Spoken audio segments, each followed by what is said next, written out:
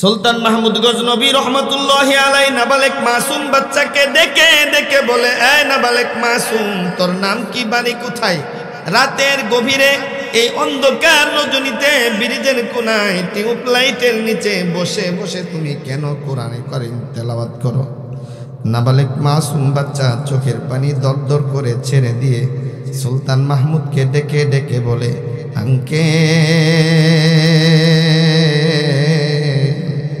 আমার বাবা নাই, আমি এতিম সন্তান।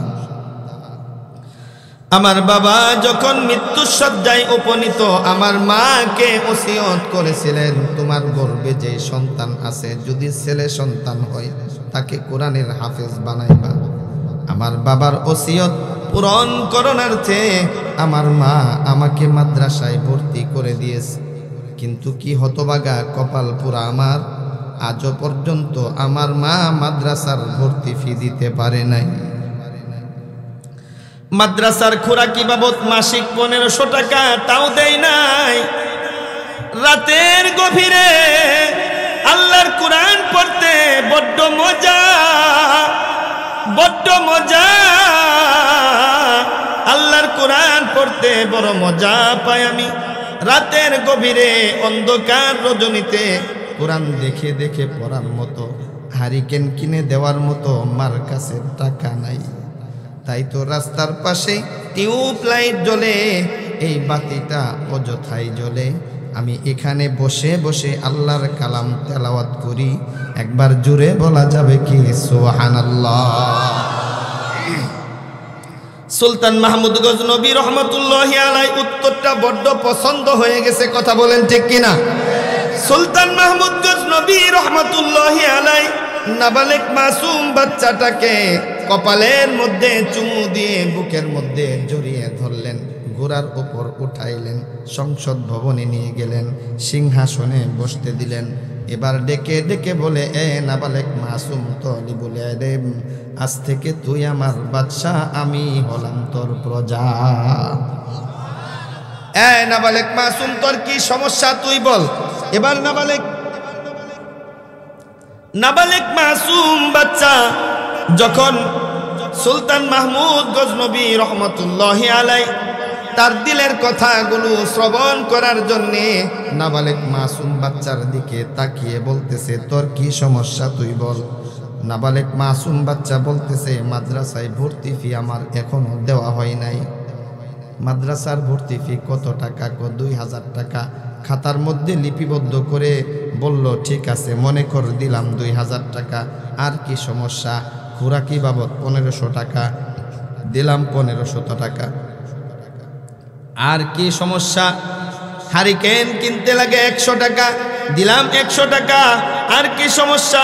সকল সমস্যাগুলো খাতার মধ্যে লিপিবদ্ধ করে টাকা বান্ডিল করে একটা ব্যাগের মধ্যে দিয়ে নাবালেক মাসুম বাচ্চার কোমরের মধ্যে বেঁধে দিলেন। একজন মন্ত্রীকে ডাক দিলেন, মন্ত্রী,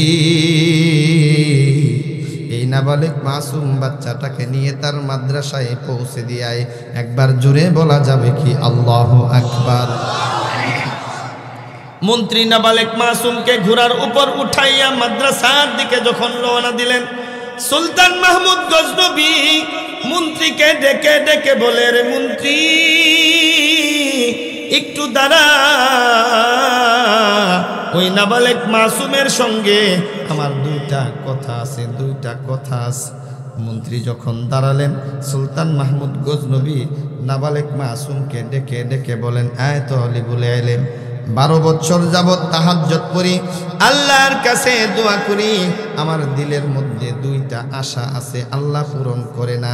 ফরজ নামাজ পড়ে 12 বছর যাবৎ দোয়া করি, আল্লাহ কবুল করে না। চাষ পরে দোয়া করি, আল্লাহ কবুল করে না।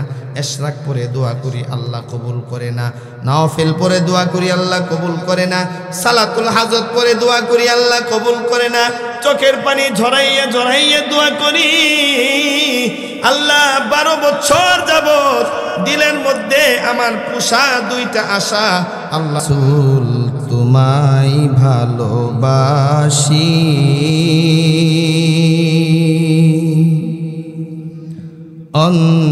অন্তরে শুধুই মুখে না। জান্নাতের আশায় নয় হে রাসূল, জাহান্নাম কেউ ডরি না। জান্নাতের আশায় নয় হে রাসূল, জাহান্নাম কেউ ডরি না। তোমায় পাওয়ার আশায় মন ছুটে যাই মদিনায়, তোমায় পাওয়ার আশায়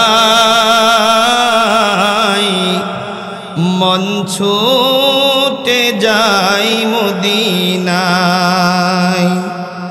এ আশিকে দিদার দাও না, আর দূরে থাকিও না। হে রাসূল তোমায় ভালোবাসি,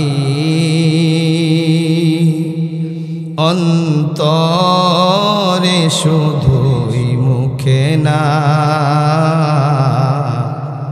জান্নাতের আশায় নয় হে রাসূল, জাহান্নাম কেউ ডরি না।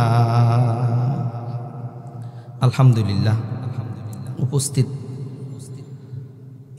মাদ্রাসাতুল মদিনা গাজীপুরা হাফেজ ছাত্রদের পাগড়ি প্রদান উপলক্ষে ওয়াজ ও দোয়া মাহফিলের সম্মানিত সভাপতি সাহেব, উপস্থিত সেরেতাজ হজরতে ওলামা একরাম, মুরব্বিয়ানে ইজম, বুড়া বাবারা, যুবক ভাইয়েরা, পর্দার আড়ালে অবস্থানরতা শ্রদ্ধিয়া সম্মানিতা মা ও বোনেরা, আমরা সকলে সে মালিকের দরবারে একবার শুকরিয়া জ্ঞাপন করব যে মালিক আমাকে আপনাকে আরামের ঘুমকে হারাম করে জান্নাতের বাগানে মধ্যরাত পর্যন্ত বসে থাকার তৌফিক দান করলেন। সকলেই অন্তরের গভীর থেকে শুকরিয়া জ্ঞাপন করে বলছি আলহামদুলিল্লাহ। এখানে আসতে পেরে বসতে পেরে আমরা খুশি না বেজার? খুশির আওয়াজ কি আসতে হয় না জোরে হয়? আর্জেন্টিনা ব্রাজিল এক দল আরেক দলকে যদি গোল দেয়, কারো জবান কি বন্ধ থাকে গোল বলতে? আলহামদুলিল্লাহর আওয়াজে কিন্তু অনেকের জবান বন্ধ ছিল। আমি ইচ্ছা করলে কিন্তু নাম ধরে বলতে পারি, নাম বলতে পারবো না, ইশারা দিয়ে বলতে পারবো যে আপনি বলেন নাই, কারণ ঠোঁট তো খুলে নাই। আলহামদুলিল্লাহ বললে কি গুনাহ হবে? কথা বলেন।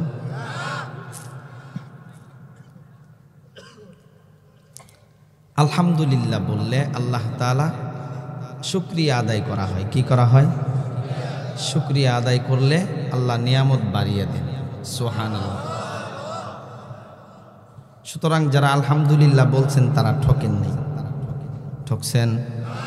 আরেকটু জোরে বলেন। আলহামদুলিল্লাহ বললে লাভ না ক্ষতি? কেমন লাভ? আল্লাহর হাবিব সাল্লাল্লাহু আলাইহি ওয়াসাল্লাম বলেন, যদি কোনো ব্যক্তি শুকরিয়া আদায় করে আলহামদুলিল্লাহ বলে, আসমানের নিচে জমিনের উপরের মাঝখানের যত ফাঁকা জায়গা আছে আল্লাহ নেকি দিয়ে তার জন্য ভরপুর করে দেন। এই যে যাদের জবান থেকে সুবহানাল্লাহর আওয়াজ বের হয়েছে তারাও ঠকেন নাই নাকি ঠকছেন?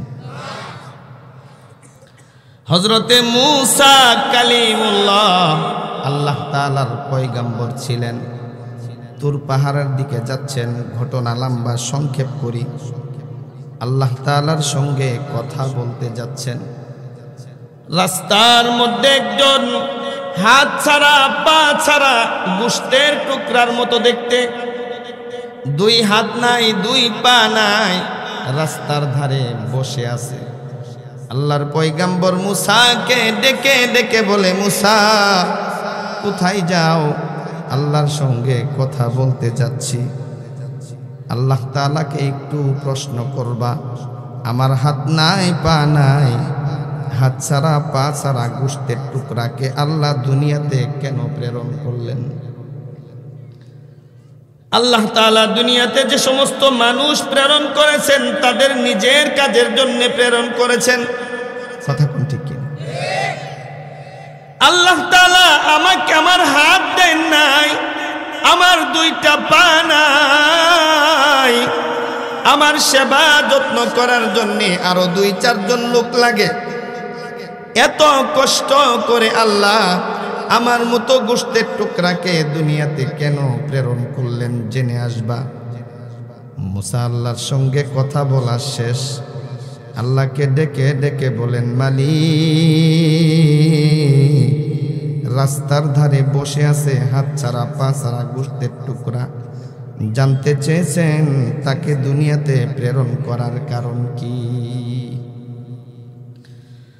আল্লাহ রাব্বুল ইজ্জত মুসাকে বলে দিলেন, এ মুসা, তুমি ওই গোশতের টুকরাকে গিয়ে বলবা আমি আল্লাহ জিন এবং ইনসানকে শাস্তি দেওয়ার জন্য জাহান্নাম সৃষ্টি করেছি।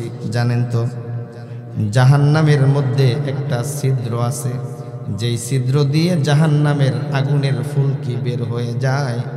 ওই জাহান্নামের ছিদ্রটা বরাবর করে আমি ওই গোশতের টুকরা হাত ছাড়া পা ছাড়া লোকটাকে সৃষ্টি করেছি। কাল কিয়ামতে ময়দানে মাহশারে ওই হাত ছাড়া পা ছাড়া গোশতের টুকরাকে দিয়ে আমি আমার জাহান্নামের ছিদ্র বন্ধ করতে চাই। আল্লাহর পয়গম্বর মুসা যখন আসলেন, গোশতের টুকরা প্রশ্ন করলেন, মুসা, আল্লাহ কেন দুনিয়াতে প্রেরণ করেছেন জেনে এসেছো নাকি? মুসা বলেন, হ্যাঁ জেনেছি। কি জেনেছ? আল্লাহ তাআলা বলেছেন জাহান্নামের ছিদ্র বন্ধ করার জন্যে তোমার মতো হাত ছাড়া পা ছাড়া গোশতের টুকরাকে আল্লাহ সৃষ্টি করেছেন। সঙ্গে সঙ্গে গোশতের টুকরার জবান থেকে বের হয়েছে আলহামদুলিল্লাহ। মুহাদ্দিসিনে ইকরাম বলেন, হাত ছাড়া পা ছাড়া গোশতের টুকরা আলহামদুলিল্লাহ বলতে দেরি আল্লাহ রাব্বুল ইজ্জত কুদরতি ভাবে তার হাত পা ভালো করতে দেরি করে নাই। আলহামদুলিল্লাহ বললে লাভ না ক্ষতি? মাইক ডেকোরেটর আর একটু সাউন্ড দেওয়া যায় না? দূর থেকে আওয়াজ টানে নাকি? দূর থেকে টানে নাকি? এই যে শুকরিয়া আদায় করার পর সুবহানাল্লাহ বললেন, কুকু আওয়াজ হবে না, আর যেন না বলা লাগে, তাহলে মাইকের বদনামি কাইমো আধা ঘন্টা এলাকাতে আর কেউ মাইক নিবে না। সুবহানাল্লাহ বললেন, ক্ষতি না লাভ। আল্লাহ তাআলা একজন পয়গম্বর দুনিয়াতে প্রেরণ করেছিলেন যার নাম সুলাইমান আলাইহিস সালাতু ওয়াস সালাম। হয় নাই? সুলাইমান আলাইহিস সালাতু ওয়াস সালাম পুরা পৃথিবীর বাদশা ছিলেন। মাইকলা মাইক ঠিক করুক, আপনারা এইদিকে তাকান। আল্লাহ রাব্বুল ইজ্জত সুলাইমানকে এমন একটা রকেট দান করেছিলেন যেই রকেটটা চলার জন্যে কোনো পাইলটের দরকার নাই। কথা বলেন ঠিক কিনা?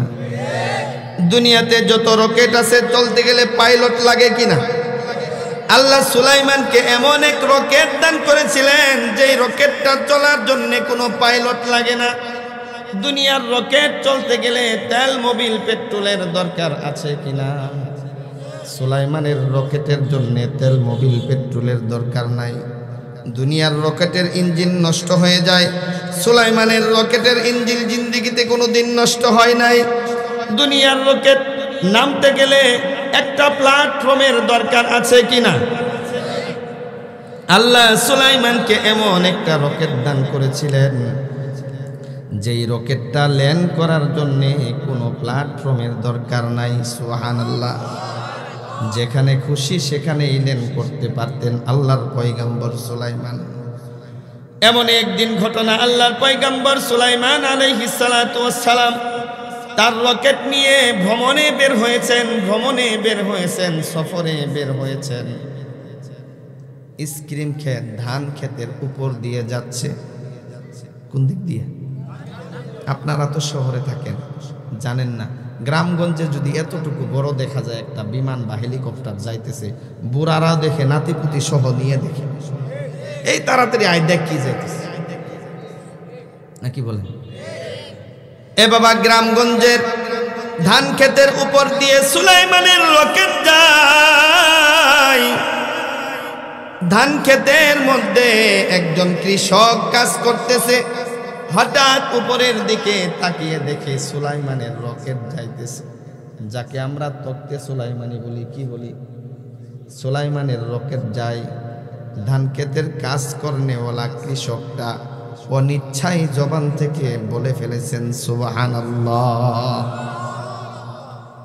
আল্লাহর পয়গম্বর সুলাইমান আলাইহিস সালাতু ওয়াস সালাম বাতাসকে হুকুম করলেন, বাতাস আমার রকেট ধান ক্ষেতের বাতরের মধ্যে লেন কর। কে সুবহানাল্লাহ বলেছে তার সঙ্গে আমার বুঝা পরামর্শ আছে। আল্লাহর পয়গম্বর সুলাইমানের রকেট ধান ক্ষেতের বাতরের মধ্যে লেন করার পর সুলাইমান কৃষককে ডেকে ডেকে বলে, এখানে আওয়াজ করেছে কে? কৃষক থরথর করে কাঁপুনি উঠে গেছে, কথা বলতে পারে না। কারণ সুলাইমান তো শুধু বাংলাদেশের বাদশা না, সমগ্র পৃথিবীর বাদশা হলেন সুলাইমান। কৃষক তো ভয়ে থরথর করে কাঁপে, কথা বলার শক্তি নাই। আল্লাহর পয়গম্বর সুলাইমান ডেকে ডেকে বলেন, কৃষক কোনো ভয় নাই, কোনো টেনশন নাই, আল্লাহ তাখাফু ওয়ালা তাহজানু, তোমার কোনো ভয় নাই, কোনো টেনশন নাই, কোনো পেরেশানি নাই। তুমি যে সুবহানাল্লাহ বলেছো, তোমার কোনো টেনশন নাই। আমি তোমার সঙ্গে কথা বলার জন্য আমার রকেটটাকে ধান ক্ষেতের বাতরে লেন করেছি। এই কারণে তোমার সুবহানাল্লাহর নেকি যদি আমি সুলাইমানকে দিয়ে দাও, আমার পুরা পৃথিবীর রাজত্ব আমার রকেট সহ তোমাকে দান করে দিব। এবার কৃষকের বুকের মধ্যে সাহস না, হুজুর দেব না। আল্লাহর পয়গম্বর সুলাইমান বললেন, এ কৃষক, আমার এই তত্ত্বে সুলাইমানি সহ পুরা পৃথিবীর রাজত্ব একদিন থাকবে না, ধ্বংস করে দিবেন কে? আর তোর সুবহানাল্লাহর নেকি কিয়ামত পর্যন্ত আবাদুল আবাদ তোর আমল নামাই থাকবে। থাকবে কিনা? সুতরাং আলহামদুলিল্লাহ সুবহানাল্লাহ বললে ক্ষতি, বলবো তো ইনশাআল্লাহ। আমি আপনাদের সম্মুখে যে আয়াতে কারিমা তেলাওয়াত করেছি, সূরা মুদ্দাসসিরের থেকে কয়েকটি আয়াতে কারিমা তেলাওয়াত করেছি। আল্লাহ রব্বুল ইজ্জত এই আয়াতগুলোর মাঝে কাল কিয়ামতের ময়দানে হাসরের মাঠে বিচার কার্য সমাধা করার পর কিছু লোককে জাহান্নাম দান করবেন, আবার কিছু লোককে জান্নাত দিবেন। যাদেরকে জাহান্নাম দান করবেন তাদের জাহান্নামে যাওয়ার কারণ কি? জাহান্নামে যাওয়ার কারণ কি? এই কারণ এই আয়াতগুলোর মধ্যে 4টা কারণ উল্লেখ করেছেন। কয়টা কারণ? এই 4টা কারণ বলে আমি আমার আলোচনা শেষ করব ইনশাআল্লাহ। এই 4টা কারণ যদি কারোর মধ্যে থাকে বাদ দিব আমরা যেন জাহান্নামের বস্তু না হয়ে যাই। পারবো তো ইনশাআল্লাহ? আল্লাহ রাব্বুল ইজ্জত কাল কিয়ামতের ময়দানে বিচার কার্য সমাধা করার পর একটা দলকে দিবেন জান্নাতে, আরেক দল যাবে জাহান্নামে। আল্লাহ বলেন, ফারিকুন ফিল জান্নাতি ওয়া ফারিকুন ফিস সাঈর। আল্লাহু আকবার। একটা দল যাবে জান্নাতে, আরেকটা দল যাবে জাহান্নামে। যেই দলটা জাহান্নামে যাবে, জাহান্নামের অগ্নিকুণ্ডের মধ্যে ধাও ধাও করে জ্বলবে। জান্নাতবাসীরা জাহান্নামীদেরকে দেখতে থাকবে। দেখতে দেখতে দেখতে দেখতে জাহান্নামের দারোয়ান মালিক ফেরেশতাকে বলবে, রে মালিক, এদেরকে আল্লাহ কেন জাহান্নামে প্রেরণ করেছে তুমি জানো নাকি? মালিক বলবে, না ও আল্লাহর দোস্ত, এদেরকে আল্লাহ কেন জাহান্নামে প্রেরণ করেছেন আমি জানি না। যারা জাহান্নামে পড়ে আছে তাদেরকে প্রশ্ন করো জাহান্নামে আসার কারণ কি। বুঝা আসছে কথা? এবার জান্নাতবাসীরা জাহান্নামীদেরকে প্রশ্ন করবেন, মা সালাকাকুম ফি সাকর। দুনিয়ার জিন্দেগিতে আমার বাসার পাশেই তোমার বাসা ছিল, কথা বলেন ঠিক কিনা? একসঙ্গে একই ফ্ল্যাটে বসবাস করতাম, আমার অফিসের পাশেই তোমার অফিস ছিল, আমার পাশের দোকানদারটাই তুমি ছিলা, একই রাস্তা দিয়ে দৈনন্দিন বারবার সাক্ষাৎ হতো। আল্লাহ আমাকে জান্নাত দান করলেন, কোন কারণে আল্লাহ তোমাকে জাহান্নাম দান করেছেন? জাহান্নামীরা জাহান্নামে যাওয়ার কয়টা কারণ উল্লেখ করবেন? এ বাজান জবান খুলে বলেন কয়টা কারণ? এক নাম্বার কারণ হিসাবে জাহান্নামীরা উল্লেখ করবেন ক্বালু লাম নাকু মিনাল মুসাল্লিন।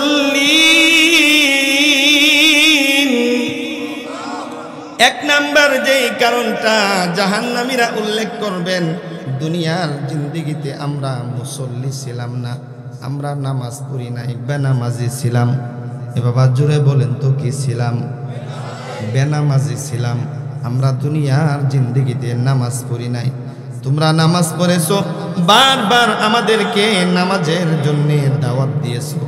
মসজিদে যাওয়ার সময় বলেছো আব্দুর রহমান ভাই চলেন নামাজে যাই, মসজিদে যাই, আজান হয়ে গেছে, আল্লাহর হক নামাজটা আদায় করে আসি। আমি বিভিন্ন বাহানা বিভিন্ন অজুহাত দিয়ে নামাজে যাই নাই, আল্লাহর ঘর মসজিদে গিয়ে আল্লাহর কুদরতি পায়ে সেজদা করি নাই। দুনিয়ার জিন্দেগিতে নামাজ না পড়ার কারণে আল্লাহ আজকে আমাদেরকে জাহান্নামে রেখে ফেলেছে। এবার যান কারা কারা নিয়ত করতে পারবেন যারা নামাজ পড়ি না আজ থেকে নামাজ পড়ব ইনশাআল্লাহ? আল্লাহ সকলকে কবুল করেন, সকলেই বলি আমিন। জান্নাতবাসীরা আবার প্রশ্ন করলেন, আর কোন কারণে আল্লাহ তোমাদেরকে জাহান্নামে নিক্ষেপ করেছেন? জাহান্নামীরা জাহান্নামে যাওয়ার 2 নাম্বার কারণ উল্লেখ করেন ওয়ালাম নাকুনু তুইমুল মিসকিন।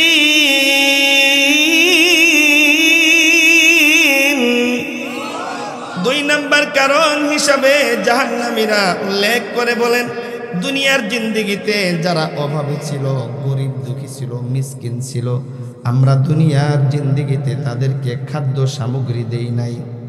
কি দেই নাই? এক বেলা খাইতো, 2 বেলা না খেয়ে থাকতো। আমার বাসার খাদ্য সামগ্রী ড্রেনের মধ্যে ফেলে দিতাম, কুকুর বিড়াল খেয়েও শেষ করতে পারতো না, তবুও গরিব দুঃখীকে খাবার দেই নাই। এবার যান ঈদের দিন আমার সন্তান আছে, আমার সন্তানের জন্য 5,000 টাকা 10,000 টাকার মার্কেট করলাম। আমার বাড়ির পাশে এতিম একটা বাচ্চা, বাবা নাই, বাবা মারা গেছে, ছিঁড়া কাপড় পরে লজ্জায় মুখ ঢেকে ঈদগাহে যেতে পারে না, ঘরের দেয়াল ধরে ঘরের কোণে বসে আম্মু আম্মু বলে কান্না করতেছে। তোমার দিল কি একটু কাঁদে না? ওই এতিম বাচ্চার জন্য 1,000 টাকা দিয়ে একটা জামা কেনার ব্যবস্থা করতে। জাহান্নামের মধ্যে পড়ে থেকে জাহান্নামীরা বলবে, আমার সন্তানের জন্য আমি ঈদের মার্কেট করতাম, গরিব দুঃখীর জন্য কোনোদিন মার্কেট করে দেই নাই। ঈদের দিন আমার বাসায় সুন্দর সুন্দর উন্নত মানের খাবার রান্না করা হতো, অথচ গরিবরা একটু মিষ্টি খাবে, সেমাই পাক করে খাবে, তারপরেও তাদের ভাগ্যে জুটে নাই। আমি কোনোদিন গরিব দুঃখীদেরকে দান খয়রাত করি নাই। কি করি নাই? দান তো করি নাই। অভাবের তাড়নায় এমন অনেক গরিব আছে ক্ষুধার যন্ত্রণা সহ্য করতে পারে না, লজ্জা শরম ধুয়ে ফেলে, লজ্জা শরম ঢেকে আপনার কাছে এসে বলে, ভাইজান পারলে কিছু দান করেন, সন্তানরা না খেয়ে আছে। কথা বলেন ঠিক কিনা? আপনার হৃদয় এতটাই মজবুত, এত শক্ত, আল্লাহ কোরআনে বলেন খতামাল্লাহু আলা কুলুবিহিম ওয়া আলা সামঈহিম ওয়া আলা আবসারিহিম গিশাওয়া। আল্লাহ তাআলা আপনার দিলের মধ্যে, আপনার অন্তরের মধ্যে, কলবের মধ্যে মোহর লাগিয়ে দিয়েছে। গরিব হাত পাতে আপনার কাছে ভিক্ষা চাই, আপনি গরিবকে পকেটে টাকা থাকা অবস্থায় বলেন মাফ করে যাও, টাকা নাই। আপনার বাসায় গিয়ে বলে 2 দিন যাবত কোনো কিছু খাই না, যদি পারেন কিছু খাবার দেন, পেটটা ঠান্ডা করি। আপনি বলেন মাফ করে যাও, বলেন কি না? আল্লাহর হাবিব সাল্লাল্লাহু আলাইহি ওয়াসাল্লাম কোথাও সফরে বের হয়েছেন, দীর্ঘক্ষণ সফর করার পর হঠাৎ বাসায় আসলেন। আম্মাজান আয়েশা সিদ্দিকা রাদিয়াল্লাহু তাআলা আনহাকে ডেকে ডেকে বলেন, আয়েশা, পেটটা পিঠের সঙ্গে লেগে গেছে রে আয়েশা, যদি ঘরে কোনো খাবার থাকে আমাকে তাড়াতাড়ি দাও।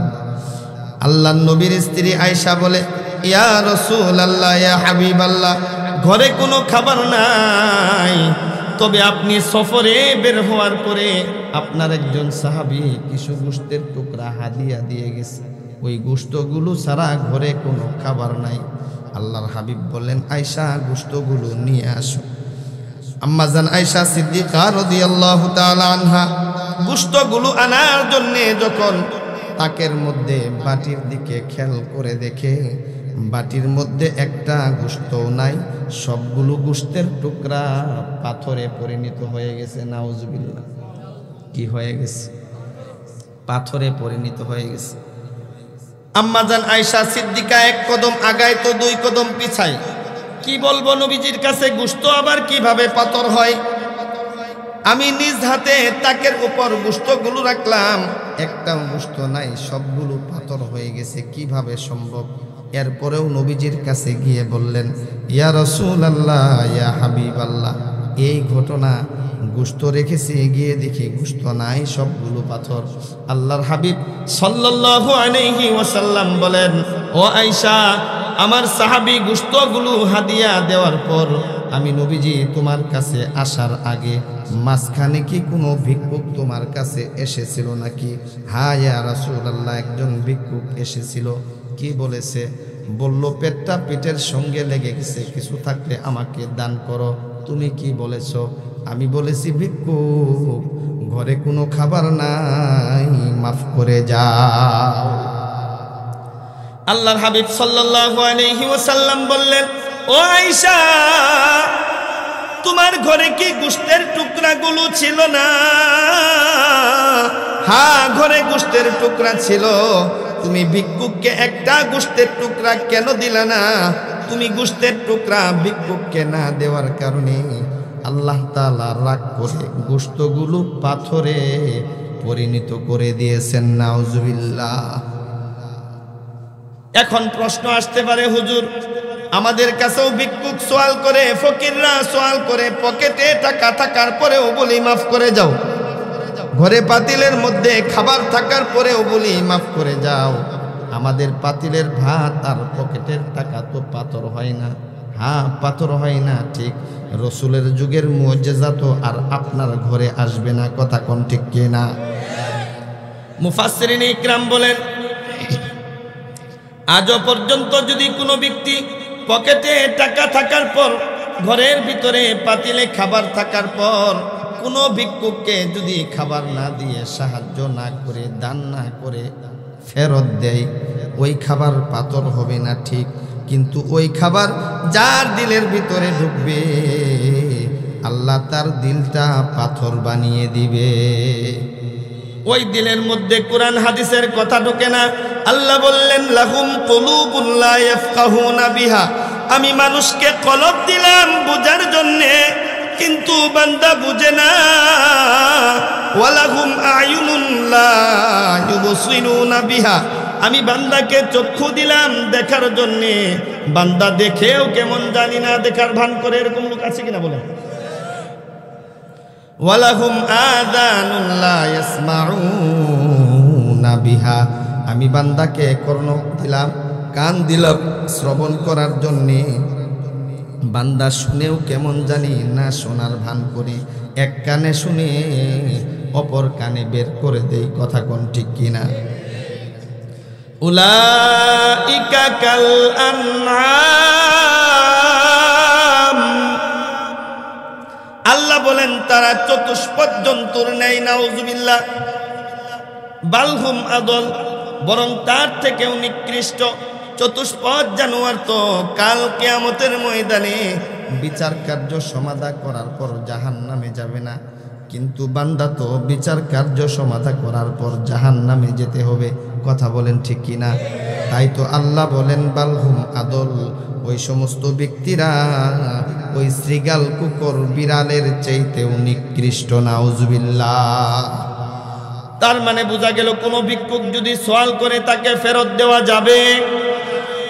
আল্লাহ তাআলা বলেন ওয়া আম্মাস সাইলা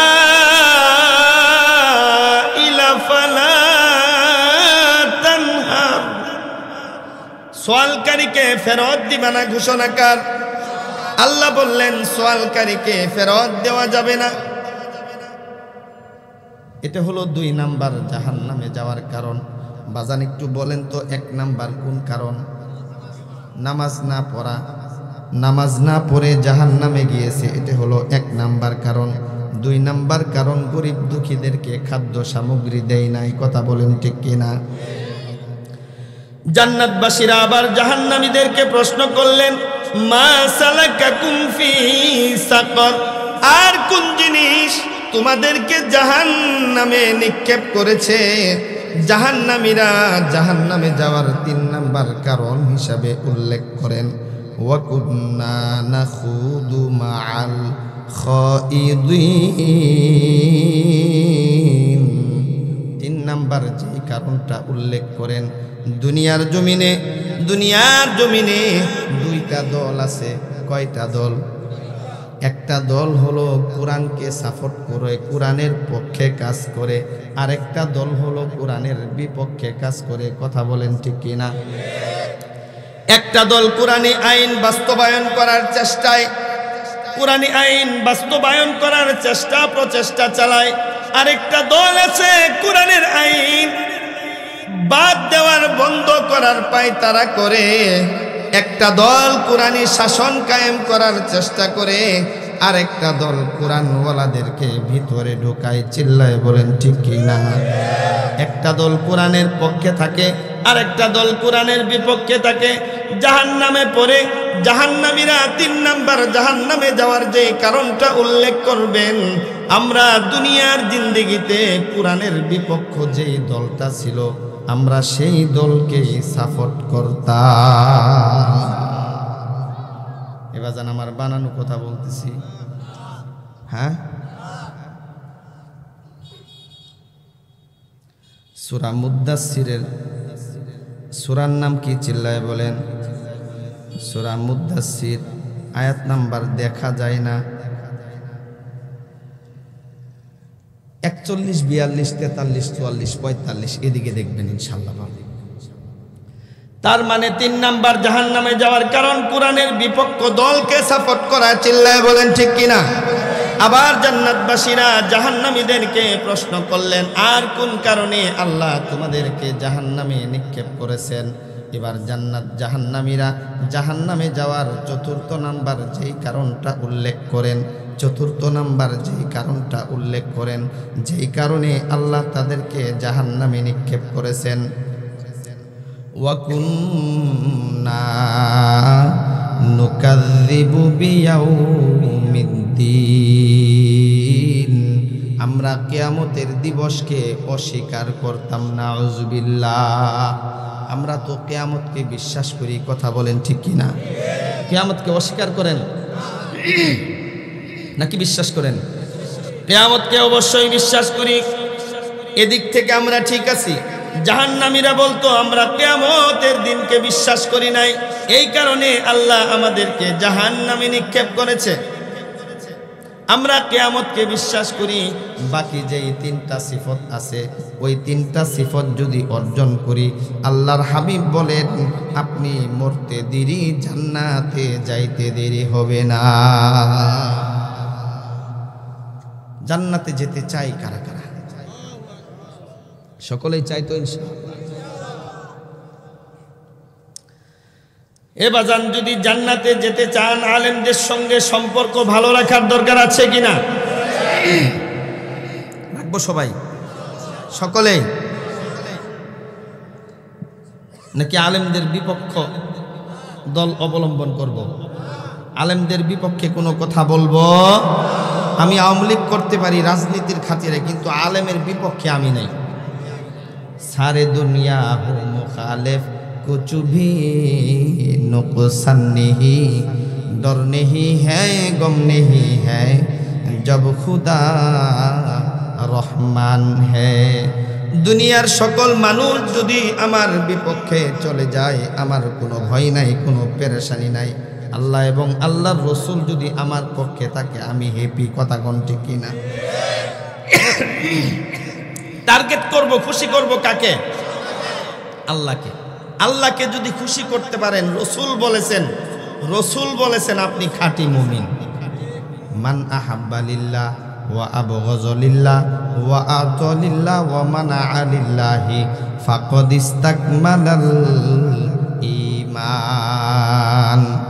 যদি কাউকে মোহাব্বত করেন, করবেন কার জন্যে? আর একটু জোরে বলেন, কার জন্যে? কাউকে ভালোবাসবেন, কার জন্যে ভালোবাসবেন? কারোর সঙ্গে সূত্রামি করবেন, দুশ্মনী করবেন, কাউকে ঘৃণা করবেন, সূত্রামি করবেন, তাও কার জন্যে? কাউকে দান খয়রাত করবেন, তাও কার জন্যে দান করব? কাউকে দান করা থেকে বিরত থাকবো, তাও কার জন্যে করব? এই চারটা কাজ যদি কোনো ব্যক্তি করতে পারে, রসুল বলেন ফাকাদ ইসতাকমালাল ঈমান। আমি রসুলের পবিত্র জবানে সার্টিফিকেট দিলাম, ওই ব্যক্তির ঈমান পরিপূর্ণতার দরজায় পৌঁছে গেছে। পরিপূর্ণ ঈমানদার যে, আল্লাহ তো তাকেই জান্নাত দিবে। কথা বলেন ঠিক কিনা? আল্লাহ তাআলা আমাদের এই চারটে সিফতকে ধারণ করে আমাদের হায়াতের জিন্দেগিতে বাস্তবায়ন করার তৌফিক দান করেন। সকলেই বলি আমিন। বাজার মাদ্রাসাকে কেন্দ্র করে মাহফিল, কি মাদ্রাসা, জোরে বলেন নাকি? এই মাদ্রাসায় যে সমস্ত ছাত্ররা পড়ে, এরা জান্নাতি শিশু, নাবালেগ মাসুম বাচ্চা। কথা বলেন ঠিক কিনা? এদের পাশে আমাদের থাকার দরকার আছে কিনা? একজন বাদশা ছিলেন, একজন বাদশা নাম হলো সুলতান মাহমুদ গজনবী রহমতুল্লাহি আলাইহি। ছোট্ট একটা ঘটনা, অল্প সময়ে বলবো। আমি কিন্তু আপনাদেরকে কথা দিয়েছি 12টার মধ্যে শেষ করার চেষ্টা করব ইনশাআল্লাহ। নাকি খারাপ লাগতেছে? 1 মিনিট একটু হালকা জিকির করি তো দেখি।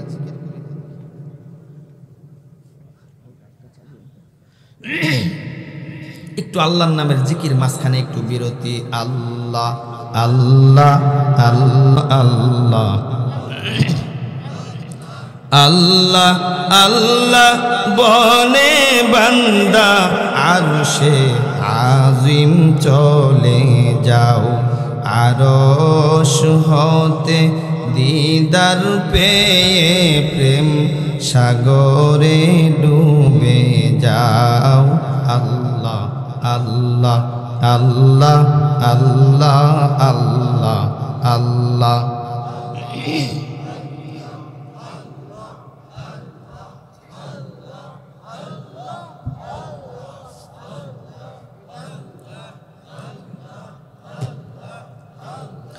লা ইলাহা ইল্লাল্লাহ মুহাম্মাদুর রাসূলুল্লাহ সাল্লাল্লাহু আলাইহি ওয়াসাল্লাম। বলতেছিলাম বাবা, সুলতান মাহমুদ গজনবী রহমতুল্লাহি আলাইহি একজন বাদশার নাম কার নাম? সুলতান মাহমুদ গজনবী রহমতুল্লাহি আলাইহি নিজের বাসা থেকে সংসদ ভবনের দিকে যাচ্ছেন। রাত্রিবেলায় রাস্তা দিয়ে ঘোড়া দৌড়াইয়া সংসদ ভবনের দিকে যায়। রাস্তার পাশে একটা ব্রিজের কোনায় এরকম একটা টিউব লাইট জ্বলতেছে।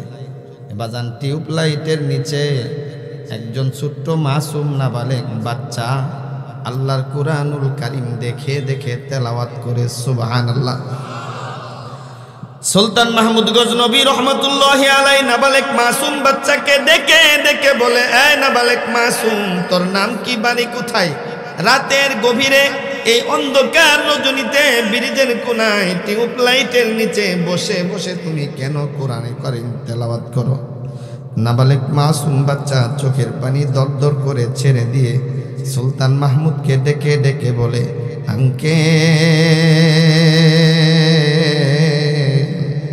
আমার বাবা নাই, আমি এতিম সন্তান। আমার বাবা যখন মৃত্যুর শয্যায় উপনীত আমার মাকে ওসিয়ত করেছিলেন, তোমার গর্ভে যে সন্তান আছে যদি ছেলে সন্তান হয় তাকে কোরআনের হাফেজ বানাইবা। আমার বাবার ওসিয়ত পূরণ করণার্থে আমার মা আমাকে মাদ্রাসায় ভর্তি করে দিয়েছে। কিন্তু কি হতভাগা কপাল পুরা আমার, আজও পর্যন্ত আমার মা মাদ্রাসার ভর্তি ফি দিতে পারে নাই। মাদ্রাসার খোরাকি বাবদ মাসিক 1500 টাকা তাও দেয় নাই। রাতের গভীরে আল্লাহর কোরআন পড়তে বড্ড মজা, বড্ড মজা। আল্লাহর কোরআন পড়তে বড় মজা পাই আমি। রাতের গভীরে অন্ধকার রজনীতে কোরআন দেখে দেখে পড়ার মতো, হারিকেন কিনে দেওয়ার মতো মার কাছে টাকা নাই। তাই তো রাস্তার পাশে টিউবলাইট জ্বলে, এই বাতিটা অযথাই জ্বলে। আমি এখানে বসে বসে আল্লাহর কালাম তেলাওয়াত করি। একবার জুড়ে বলা যাবে কি সুবহানাল্লাহ? সুলতান মাহমুদ গজনবী রহমতুল্লাহি আলাইহি উত্তরটা বড্ড পছন্দ হয়ে গেছে, কথা বলেন ঠিক কিনা?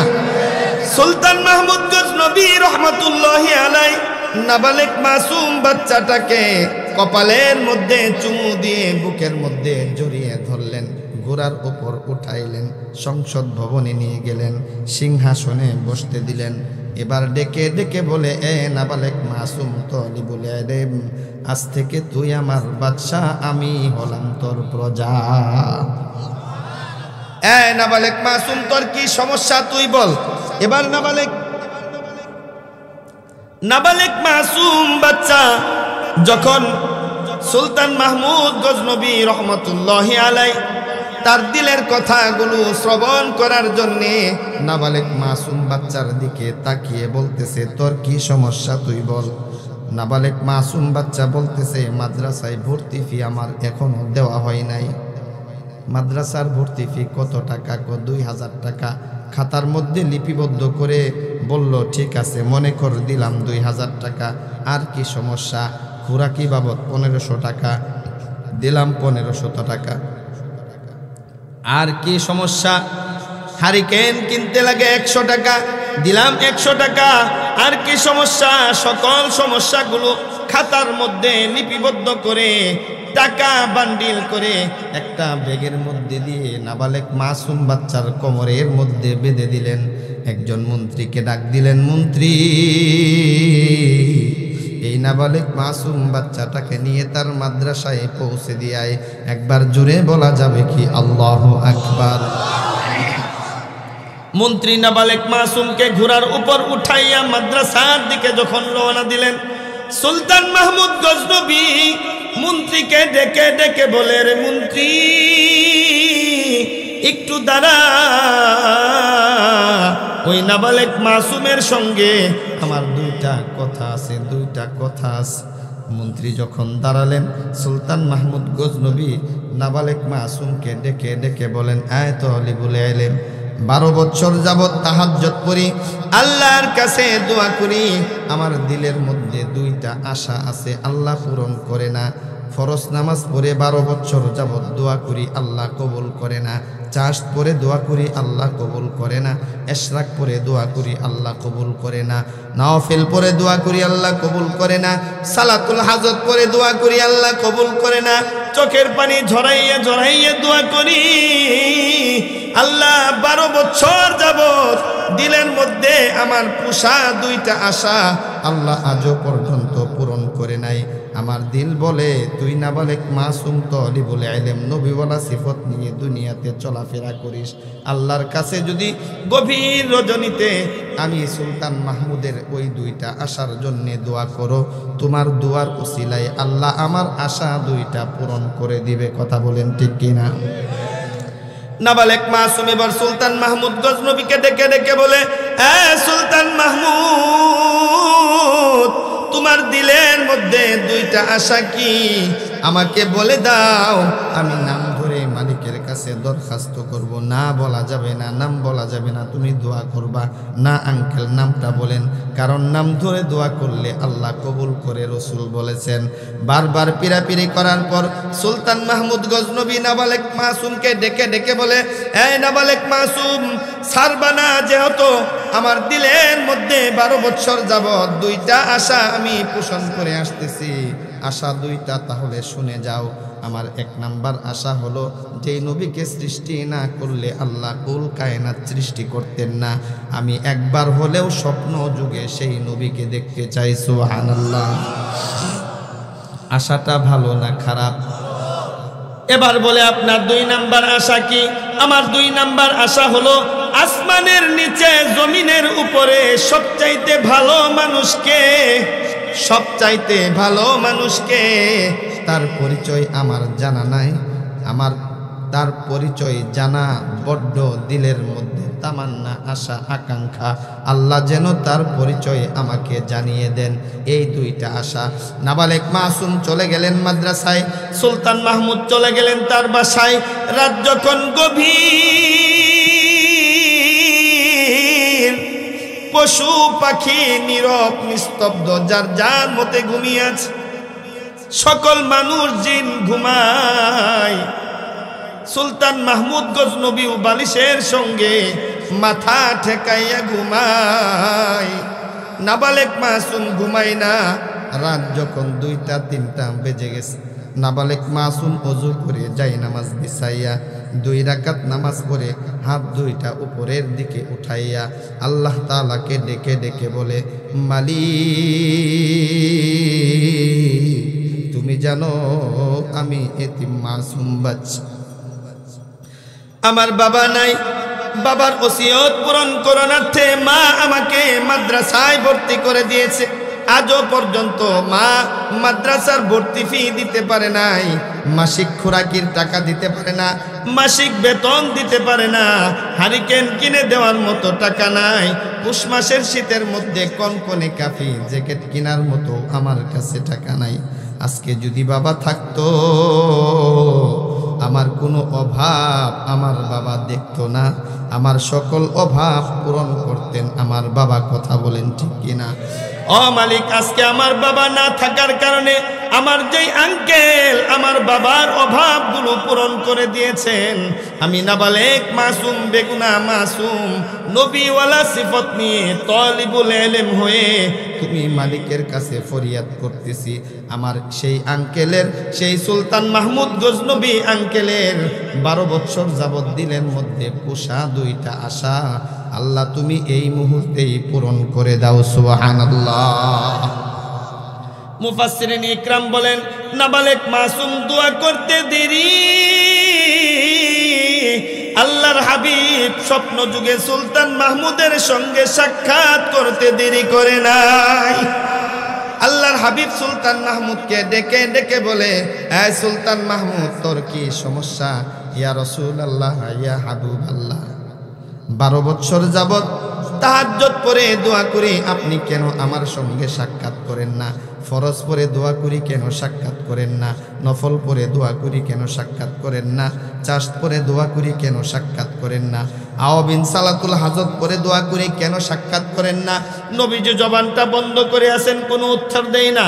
সুলতান মাহমুদ ডেকে ডেকে বলেন, বুঝেছি আপনি 1 নাম্বার প্রশ্নের উত্তর দিতে রাজি না, না দেন কোনো আফসোস নাই, 2 নাম্বার প্রশ্নের উত্তরটা অবশ্যই দিয়ে যাবেন।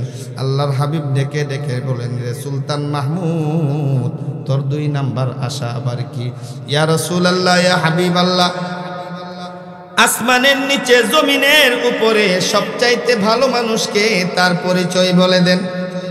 আল্লাহর হাবিব সাল্লাল্লাহু আলাইহি ওয়াসাল্লাম বলেন, আমি জানতাম তুই বড্ড চালাক লোক, এখন দেখি তোর চাইতে বোকা আসমানের নিচে জমিনের উপরে দ্বিতীয় কেউ নাই। এই সুলতান মাহমুদ ভালো করে খেয়াল কর, আজ থেকে বহুদিন আগেই আমি বলেছি খায়রুকুম মান তাআল্লামাল কুরআনা ওয়া আল্লামা। আসমানের নিচে জমিনের উপরে শ্রেষ্ঠ সন্তান, শ্রেষ্ঠ মানুষ হলো যে আল্লাহর কোরআন শিক্ষা করে এবং শিক্ষা দেয়। কথা কোন ঠিক কিনা? সুলতান মাহমুদ তুই কি এখনো বুঝলি না? 12 বছর যাবত তাহাজ্জুদ করে দোয়া করলি, আমি নবী তোর সঙ্গে সাক্ষাৎ করি নাই। আজকে নাবালেক মাসুম তালিবুল ইলমের অভাবগুলো পূরণ করে দেওয়ার কারণে তুই সুলতান মাহমুদের দুয়ার অপেক্ষা আমি করি নাই, নাবালেক মাসুমের দুয়ার উসিলায় আমি নবী তোর সঙ্গে সাক্ষাৎ করতে বাধ্য হয়ে গেছি। সুবহানাল্লাহ। এরকম নাবালেক মাসুম তালিবুল ইলম আমাদের এই মাদ্রাসাতুল মদিনায় আছে কিনা? আসতে কইলেন যে নাই, আরেকটু জোরে বলেন আছে কিনা? আল্লাহর কসম, আল্লাহর কসম, আল্লাহর কসম কে বলি, এই সমস্ত ছাত্রদের অভাবগুলো যদি পূরণ করে দেন, আপনার দোয়া করার দরকার নাই, তাদের দোয়ার উসিলায় আল্লাহ কুদরতিভাবে আপনার অভাবগুলো পূরণ করে দিবেন। ঠিক কিনা? আপনার সন্তান দুইটা, একটা ছেলে একটা মেয়ে, ছেলে প্রেম করে এক মেয়ের সঙ্গে, মেয়ে প্রেম করে আরেক ছেলের সঙ্গে, আপনার কথা শুনে না, নামাজ পড়ে দোয়া করেন, আল্লাহ আপনার দোয়া কবুল করে না। আপনার দোয়া করার দরকার নাই, নাবালেক মাসুমের হাজতগুলো পূরণ করে দেন। আপনার ছেলে মেয়েকে আপনার অধীনস্থ করে দিবেন কে? আপনার বিবি আপনার অধীনস্থ না, কথা শুনে না। আপনি যদি ঘরের মধ্যে মেম্বার হন, আপনার বউ হলো ওই ঘরে চেয়ারম্যান। কথা কোন ঠিক কিনা? আল্লাহর কসম, আল্লাহর কসম, নাবালেক মাসুমের হাজতগুলো পূরণ করে দেন। আপনার বিবিকে আপনার অধীনস্থ করে দিবেন কে? আপনার ভাই বেরাদর আপনার কথা শুনে না, আপনার ফ্যামিলির কেউ আপনার কথা শুনে না, আপনার ঋণে জর্জরিত, বারবার দোয়া করেন, ঋণ থেকে আল্লাহ পরিত্রাণ দান করে না। নাবালেক মাসুমের হাজতগুলো পূরণ করে দেন। আপনার সকল হাজত পূরণ করে দিবেন একজন, চিল্লায়ে বলা যাবে কি তিনি কে?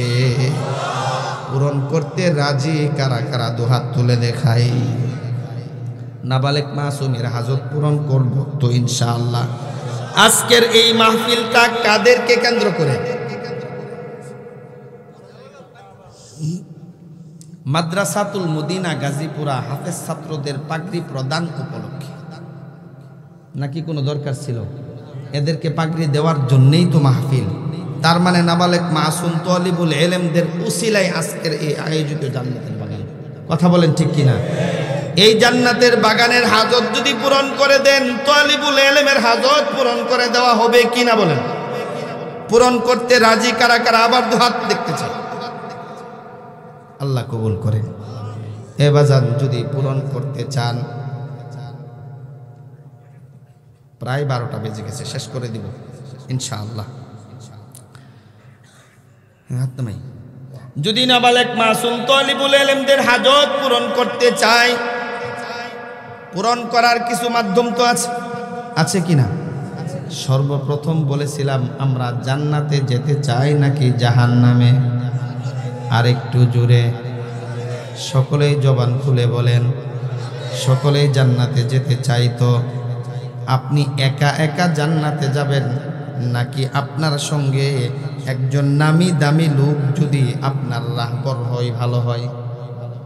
আপনি প্রধানমন্ত্রীর সঙ্গে সাক্ষাৎ করতে যাবেন, আপনার এলাকার মেম্বারকে নিয়ে যাইলে প্রধানমন্ত্রী আপনাকে কতটুকু মূল্যায়ন করবে?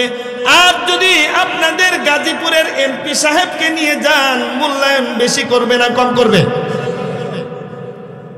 এমন এমপি মন্ত্রী আল্লাহ তাআলার কাছে যারা আছে, আল্লাহর কাছে মকবুল বান্দা যারা আছে, তাদের সঙ্গে যদি আমি আপনি জান্নাতে যাই, জান্নাতে মর্যাদাবান বেশি হব না কম হব?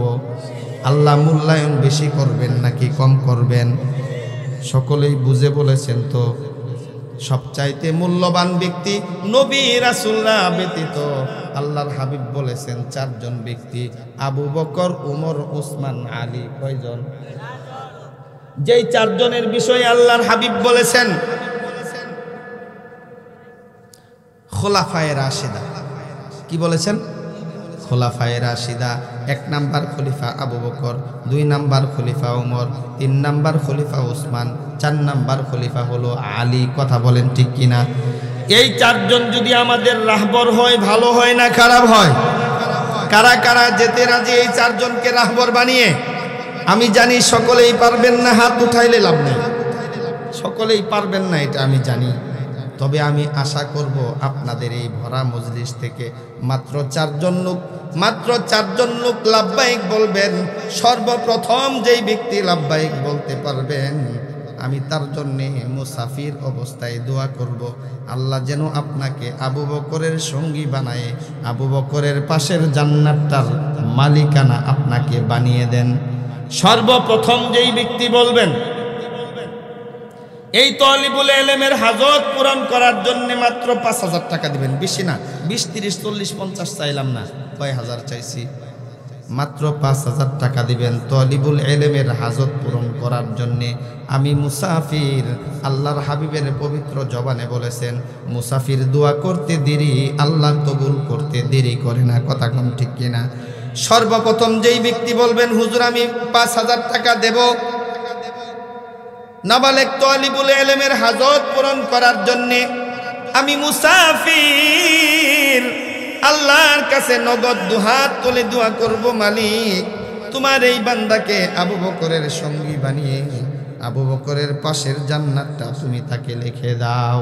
কে আছেন? 5,000 টাকা। কি নাম বাজান? কি নাম? লিল্লাহি তাকবীর। ইয়া আল্লাহ, তোমার এক বান্দা আব্দুর রশিদ নাবালেগ মাসুম তালিবুল ইলমদের হাজত পূরণ করার জন্য 5,000 টাকা দান করবেন মালিক। আল্লাহ ওয়াদা করেছিলাম তার জন্য দোয়া করব।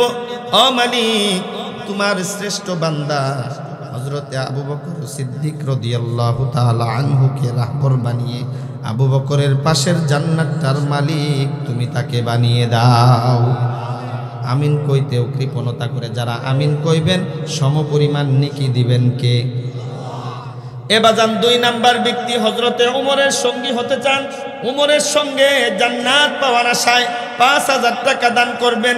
যেই ওমরের বিষয়ে আল্লাহর হাবিব সাল্লাল্লাহু আলাইহি ওয়াসাল্লাম বলেছিলেন, লাউ কানা বা'দি নাবী